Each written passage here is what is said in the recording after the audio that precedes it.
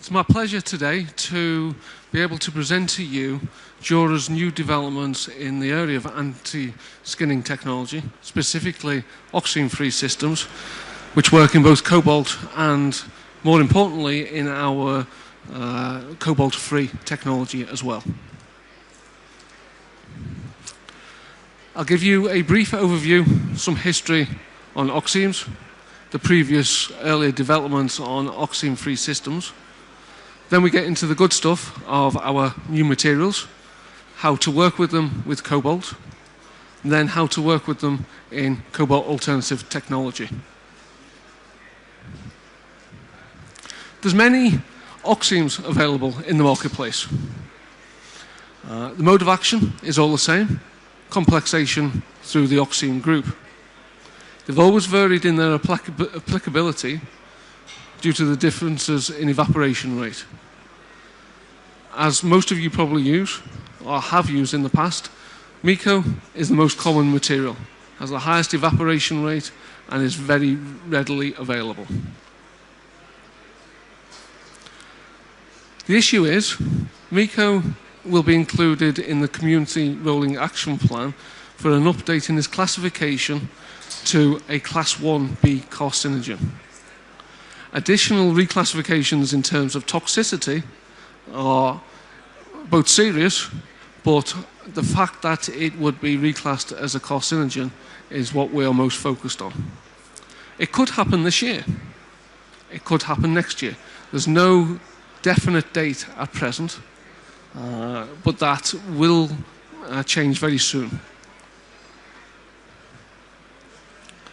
Reclassification to a Class 1B carcinogen, H350, so all entries in terms of inhalation, ingestion, and contact, will lead to a restriction under REACH to the general sales to the general public of MECO as a substance in itself, but also as a constituent of other substances or in mixtures. The levels of MECO that are generally used in coatings these days means that it's going to trigger a classification under CLP. Any expected classification to a Class 1B carcinogen for MECO is going to mean changes in coatings as we know it. Now this, as I say, is more specific to the general public use, so your DIY type markets. Industrial, where there are abatement systems and ways to handle this type of material, yes, it will not be quite the same. However, companies have to think about how they would handle a carcinogen. I'm obviously talking about MECO. The toxicity aspect is about the Oxime group. So any other alternative Oximes, although not directly affected immediately, are likely to be impacted sometime in the future. What about the previous developments? The search for a MECO alternative goes back to the early 1980s. Phenolics, amines, quinones, hydroquinones are a few materials which have been looked at. There are many, many possibilities. They work because they complex the primary dryer. Phenolics use the oxygen, amines use nitrogen. They are effective. They can do a really good job. There are many, many possibilities. We've only really scratched the surface of what's really possible chemically. Issues tend to be non-evaporating or at least very slow evaporating, so tend to remain in the coating. In this case, it would retard the drying time. Odors can also be an issue. If you have high enough dosages, then it can be really rather unpleasant. Additionally, yellowing can be a significant problem, especially with amine systems. It's very brief, but to conclude, there are materials out there. They do work. They're not easy to work with. If you get it wrong, you can have poor colour performance, poor drying, poor hardness development, unpleasant odours. Concentrated systems then have to be added at low dosage rates. That makes it very difficult in production. And where it does work, often there is system specificity as well. Brings us nicely onto our new product. We have developed two materials as direct Oxime alternatives, and that is DryCat 216 and DryCat 232. There's two materials which are very similar, but ever so slightly chemically different. We've also then combined this new technology into our cobalt alternative technology, the 2700F series, to produce two easy-to-use all-in-one products, DryCat 2516 and DryCat 2532. So DryCat 216 and 232 complex the primary dryers cobalt, manganese and iron. I'm going to show you a starting point recommendation, and this is important because which metal you use is significant, how much metal you use, and which of the anti-skinning agents you use is important. So for the example, we have for 1,000 kilos of a coating, 50% resin solids, using cobalt at 0.05% metal on resin solids. Go through the calculation and then include this factor. Gives you an addition rate for DryCat 232. Similarly, for DryCat 216, you have a different factor that's slightly lower. So, in this example, you would have an addition rate of 5.59 kilos of DryCat 232 or 4.91 kilos of 216. You work that back to a percentage, 0.56 and 0.49. So levels which are easy for production. How about evaluations? First thing is, does it work as an anti-skinning agent? We do all our tests on commercially available paints, which have no dryers, no anti-skin in, and then we work from there. Anti-skin test, open can and closed can, 2/3 full. If a paint system didn't show at least comparable anti-skin performance, then it went no further. When it comes to the next test, it was then about the drying. Yes, we can get the anti-skin performance. Do we maintain the drying performance? I'll show you one example of the drying. Initial test, 20 degrees, 52% humidity, against a cobalt Mico combination, cobalt 216 and cobalt 232. Raised temperature, accelerated tests for a month and 3 months, and then comparison against a 6-month ambient test. The 4 stages of the drying recorder is shown obviously by the 4 colours, and you can see obviously for yourselves that we have comparable performance generally over time. There are some small differences in the individual stages, but nothing particularly significant. And say this is one particular example. There are many others, but that would take time and time. How about manganese as a primary dryer? Manganese is a less active primary dryer in its simplest form. So, same calculation gives us a lower addition rate of the DryCat 232 because we have a lower factor.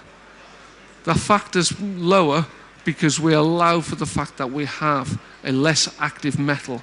If we had the same addition rate as we have for cobalt, then we would have a bigger retardation of the drying time. So, exactly the same calculations, as I say, lower factors give lower addition rates. Now, when it comes to working with these new materials with the new highly activated complexes of manganese, in this sort of calculation here, where you have a much lower metal concentration, that has a big effect on the addition rates. So we recommend the use of the new materials, the all-in-ones, DryCat 2532 and 2516.